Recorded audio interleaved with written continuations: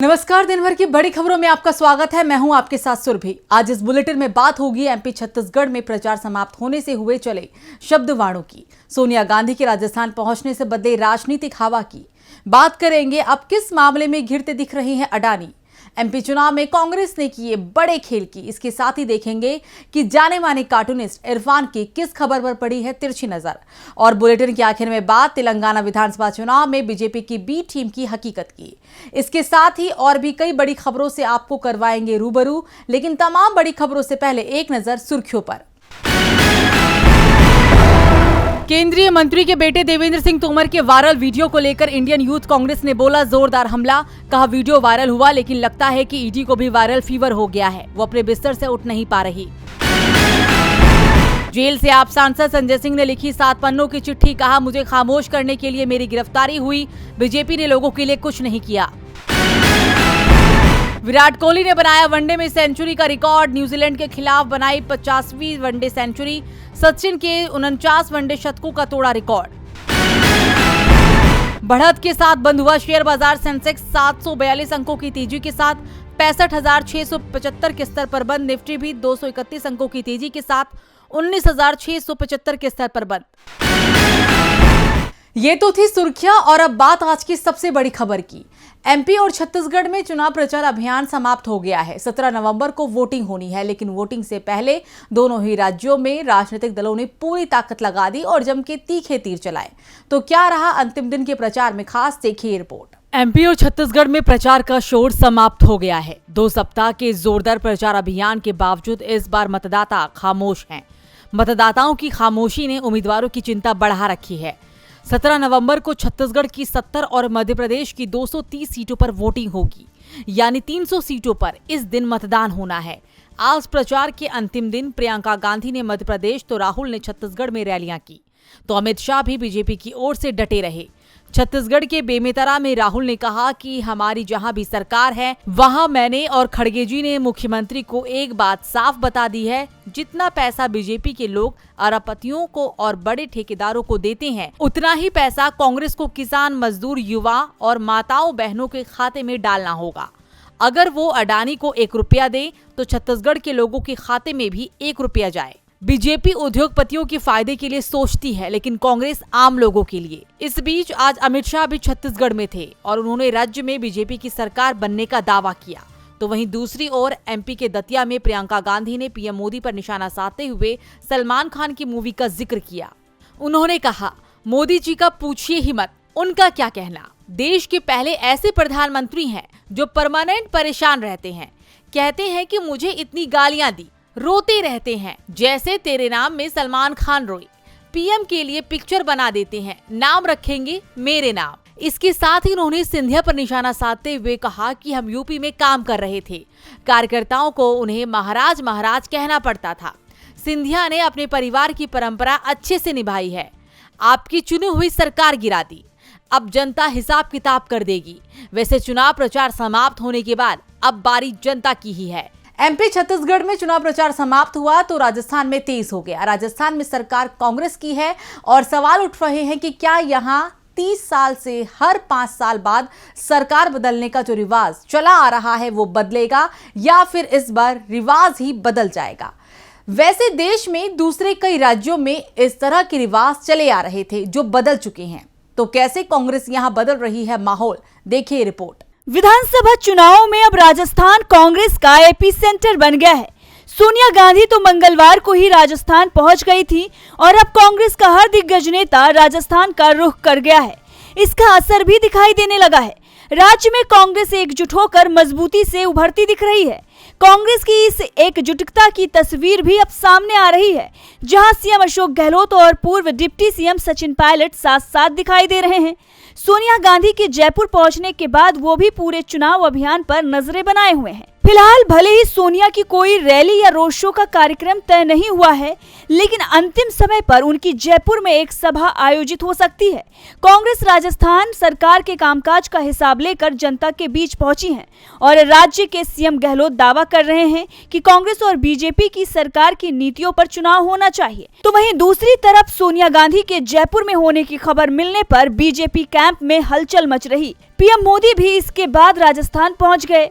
बाड़मेर के बायतू से पीएम मोदी ने सभा की और एक बार फिर से काम की जगह उन्होंने धार्मिक कार्ड खेल दिया। पीएम मोदी ने कहा कि कांग्रेस जब भी सत्ता में आती है तो आतंकियों के हौसले बढ़ जाते हैं। गहलोत सरकार पर निशाना साधते हुए उन्होंने कहा कि बीते 5 वर्षों में राजस्थान में लोग कोई भी तीज त्योहार शांति से नहीं मना पाए।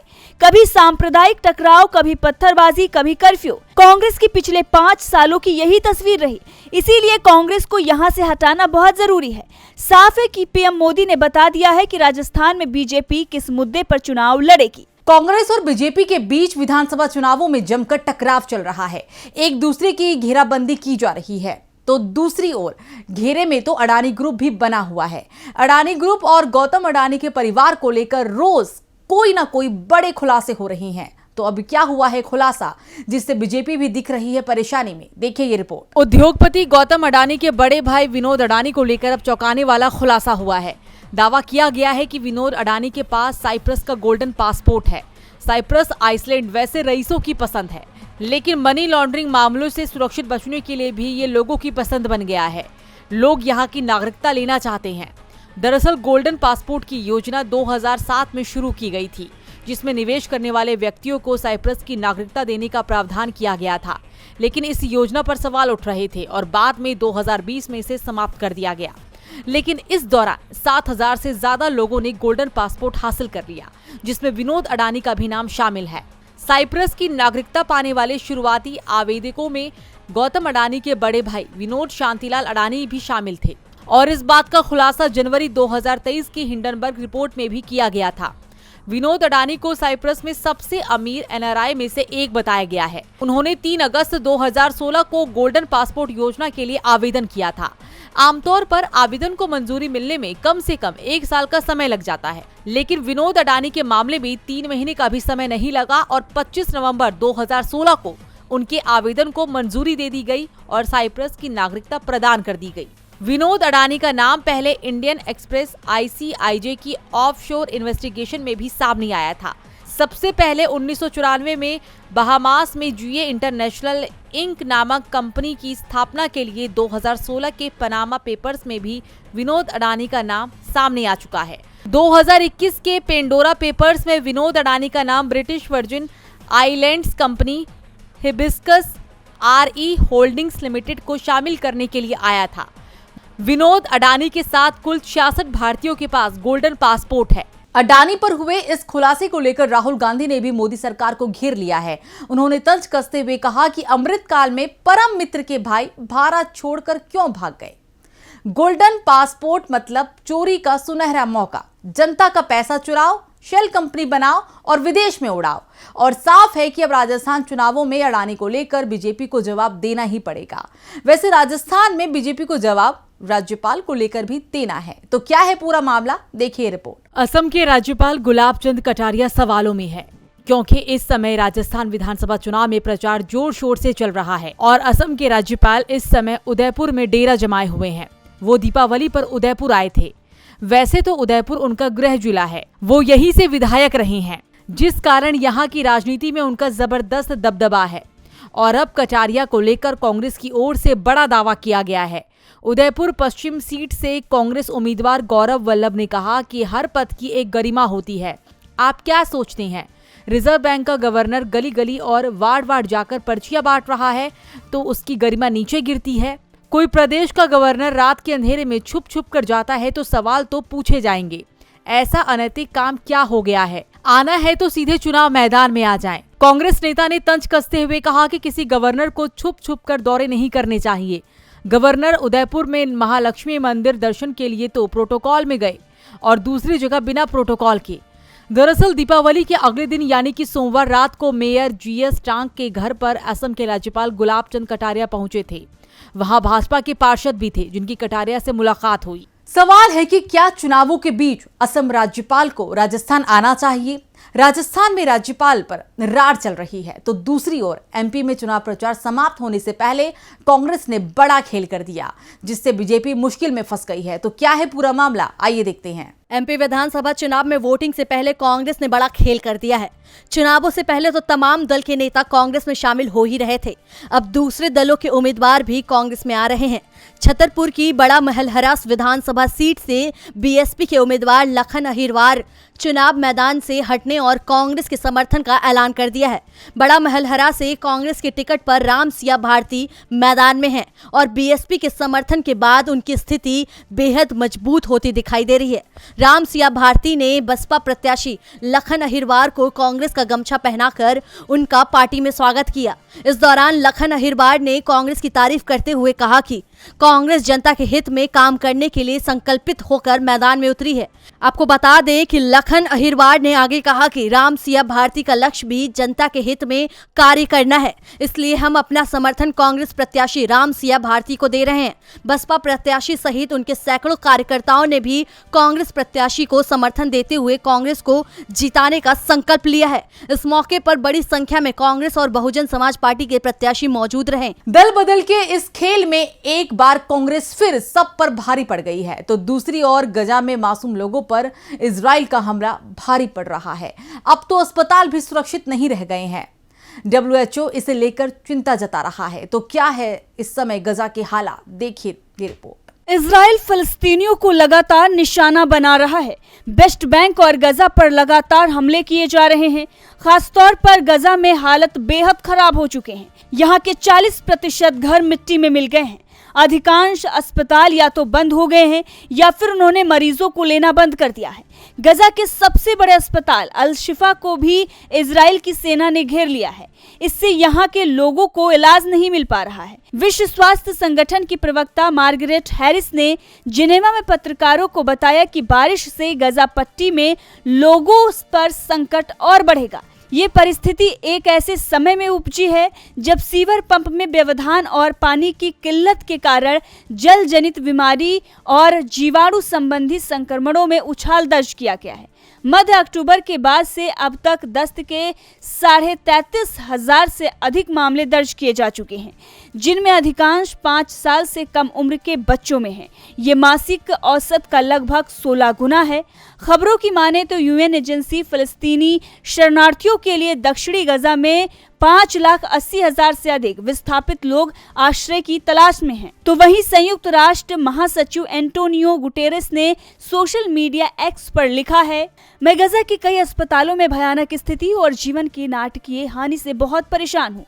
मानवता के नाम पर मैं तत्काल मानवीय संघर्ष विराम का आह्वान करता हूँ। तो वहीं कनाडा के पीएम जस्टिन ट्रूडो ने गजा पट्टी पर किए जा रहे हमले को लेकर इजराइल को निशाने पर लेते हुए कहा है कि गजा पट्टी में महिलाओं, बच्चों और शिशुओं की जान लेने की घटना बंद होनी चाहिए।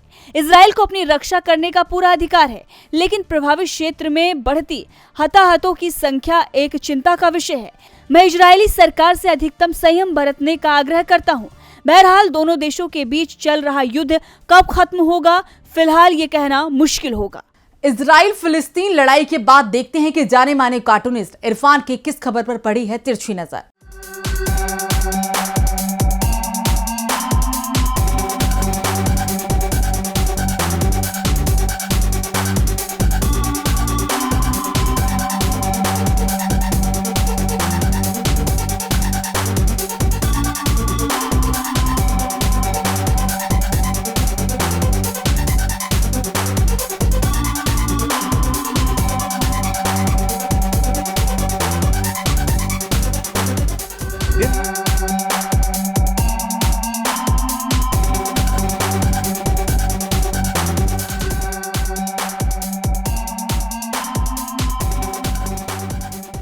विधानसभा चुनाव संपन्न होने में अब चंद दिन ही बाकी बचे हैं और इसी बीच में प्रधानमंत्री नरेंद्र मोदी ने किसानों की जेब भी गर्म कर दी है। क्या ये चुनावी आचार संहिता का उल्लंघन नहीं है और क्या ये राशि मध्य प्रदेश, छत्तीसगढ़ और राजस्थान के किसानों को नहीं जाएगी?